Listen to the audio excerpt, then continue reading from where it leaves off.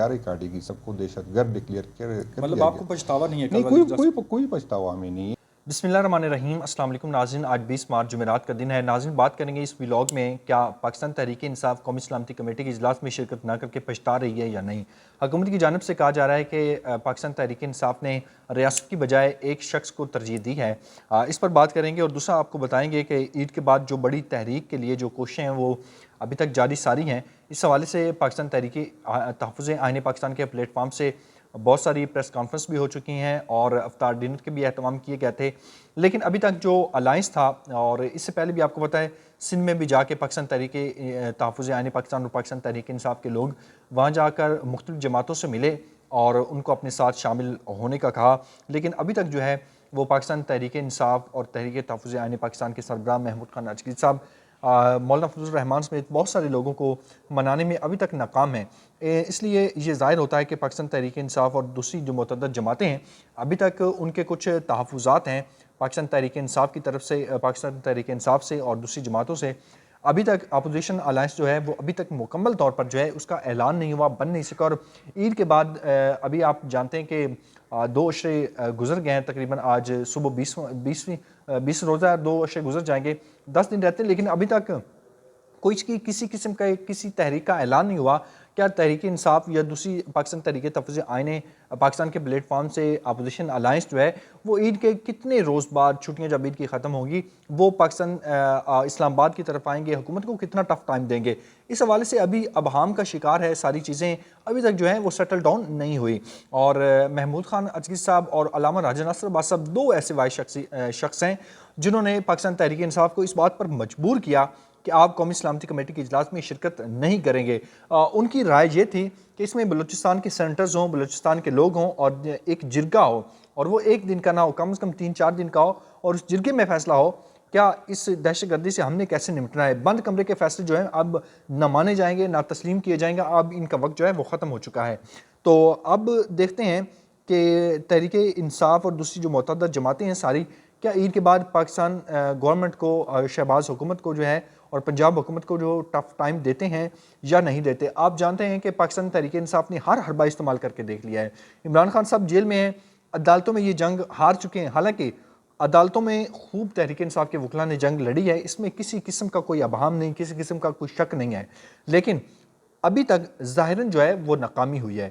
پاکستان تحریک انصاف یہ متعدد بار اس بات کو تسلیم کر چکی ہے کہ اس کا حل جو ہے وہ عدالتوں میں نہیں ہے, اس کا حل کہیں اور ہے.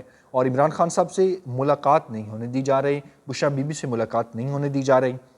اور گزشتہ ویڈیو میں آپ کو بتایا کہ جس طرح کل ایک اسلام آباد ہائی کورٹ کے دبنگ جج جسٹس سردار اعجاز اسحاق خان نے کہا کہ میری عدالت کو اس سے بہتر ہے کہ اس کی سائڈوں پر بارود نصب کر کے اس کو بم سے اڑا دیا جائے. جب اس عدالت کے حکم کی پیروی نہیں کی جائے, اس حکم عدولی کی جائے گی, توہین عدالت کی جائے گی, اور میری اجازت کے بغیر جو ہے وہ کیسز جو ہے وہ دوسرے بینچز کو منتقل کر دیے جائیں گے, تو یہ بڑا افسوسناک ہے, شرمناک ہے.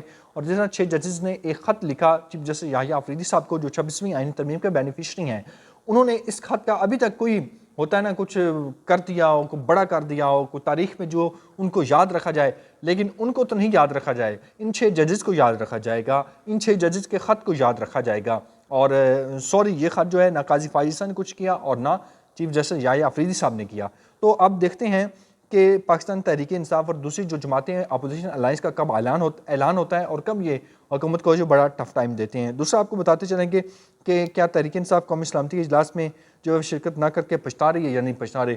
کل ہماری پارلیمنٹ میں بہت سارے رہنماؤں سے بات ہوئی اور انہوں نے ریاض فتحانہ صاحب سے بات ہوئی, جنید اکبر صاحب سے بات ہوئی, انہوں نے کہا ہم بالکل بھی نہیں پچھتا رہے. تو پہلے یہ سنیں کہ جنید اکبر صاحب کیا کہہ رہے ہیں. پاکستان تحریک انصاف کے سینئر رہنما جنید اکبر صاحب ہمارے ساتھ موجود ہیں. سر, کل قومی سلامتی کمیٹی کا اجلاس ہوا جس میں تحریک انصاف نے شرکت نہیں کی, تو کیا کہیں گے. اور خواجہ آصف صاحب کہتے ہیں جی ریاست کے بجائے ایک شخص کو ترجیح دی تحریک انصاف والوں نے, کیا کہیں گے اس پر. میں تو پہلے خواجہ آصف صاحب کے جواب دوں گا کہ ہم نے اس شخص کو ترجیح اس لیے دی ہے کہ وہ ریاست کے لیے ضروری ہے. وہ ریاست کیونکہ ان کے ساتھ لوگ جڑے ہوئے ہیں, کیونکہ ان کو ریاست کا درد ہے, کیونکہ ان کو جو ہے وہ اچھی طرح اس کو سمجھ ہے افغانستان کے حالات کا, فاٹا کے حالات کا, ہماری مشکلات کا, اس کو اچھی پوزیشن میں وہ ان پٹ دے سکتے ہیں. اور اس شخص سے ہم اس لیے جڑے ہوئے ہیں کہ ہمیں یہ اندازہ ہے کہ یہی وہ شخص جو ہے وہ پاکستان کو اس مشکلات سے نکال سکتے ہیں. اور دوسری نہیں، ہمیں کوئی بھی اس پہ ریگریٹ نہیں ہے، ہم فیصلہ جو ہے ہم نے سوچ سمجھ کے کیا تھا، اور ہم یہی چاہتے تھے کہ خان صاحب کے انپٹ اس میں ہونی چاہیے، کہ خان صاحب کے انپٹ ہو اور اس پہ چاہیے۔ اور دوسری بات یہ ہے کہ یہاں پر جتنے MPs MNAs ہے سب پہ 788 کی FIR کاٹے گی، سب کو دہشت گرد ڈکلیئر کر دیا مطلب آپ گیا۔ کو پچھتاوا نہیں ہے نہیں، کل والی کوئی پچھتاوا ہمیں نہیں ہے۔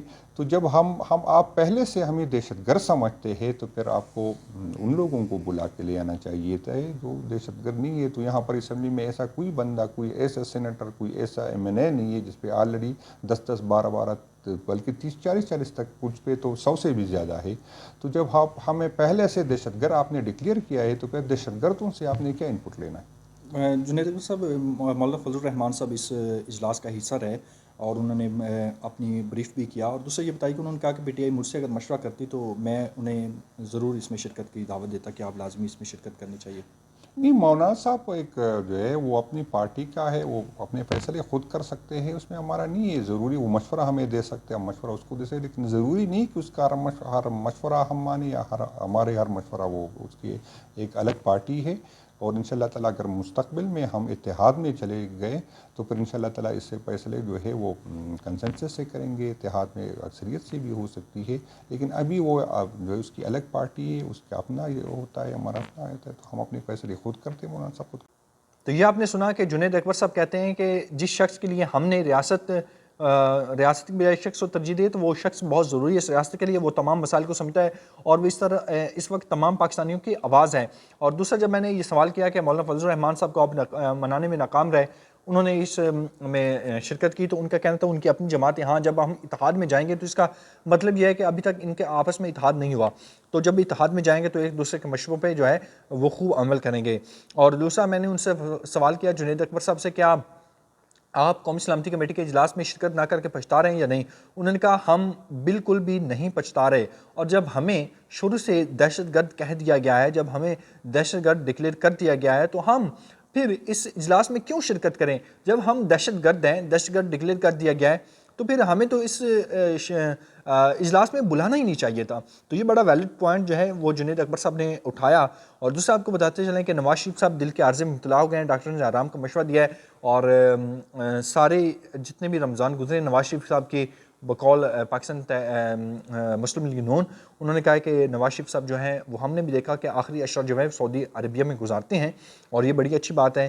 نواز شریف صاحب اس وقت جو ہے انہوں نے ڈاکٹرز کو ہوائی جہاز سے سفر کرنے سے جو ہے وہ روک دیا ہے، اس لیے نواز شریف صاحب اب گھر میں آرام کر رہے ہیں، اور دعا کرتے ہیں کہ اللہ تعالیٰ ان کو صحت عطا فرمائے۔ اور دوسرا عظمیٰ بخاری صاحبہ جو ہیں وہ نصیب العال کے گھر پہنچ گئی ہیں، اور انہوں نے مریم نواز نے جو ہے وہ ان کو ایک گلدستہ پیش کیا ہے نصیب العال کو، اور نصیب العال کی جو پیغامات ہیں وہ انہوں نے مریم نواز کے پیغامات عظمیٰ بخاری نے جو ہے نصیب العال کے گھر تک پہنچا دیے ہیں، اور یہ عجیب منطق ہے کہ پھولوں کے گلدستے پیش کیے جا رہے ہیں۔ چلو اچھی بات ہے، نصیب العال فنکارہ ہیں اور ان کو مریم نواز صاحب نے گلدستہ بھیجا ہے، حالانکہ خود تو وہ نہیں آئی، لیکن عظمیٰ بخاری صاحبہ ان کے گھر پہنچ گئی ہیں۔ اور عظمیٰ بخاری صاحبہ کا کہنا تھا کہ مریم نواز صاحبہ نے کہا ہے کہ ہمارے لائق کوئی بھی خدمت ہو تو ہم حاضر ہیں اس کے لیے، اور جو آپ کے ساتھ ہوا وہ بڑا افسوسناک ہے۔ آپ جانتے ہیں گزشتہ روز نصیب العال کے شوہر نے ان پر تشدد کیا، نصیب العال نے مقدمہ درج کروایا، اور مقدمہ درج کروانے کے بعد شوہر نے ان سے معافی مانگی، اور معافی مانگنے کے بعد جو ہے وہ مقدمہ جو ہے نصیب العال کی جانب سے جو ہے وہ واپس لے لیا گیا تھا۔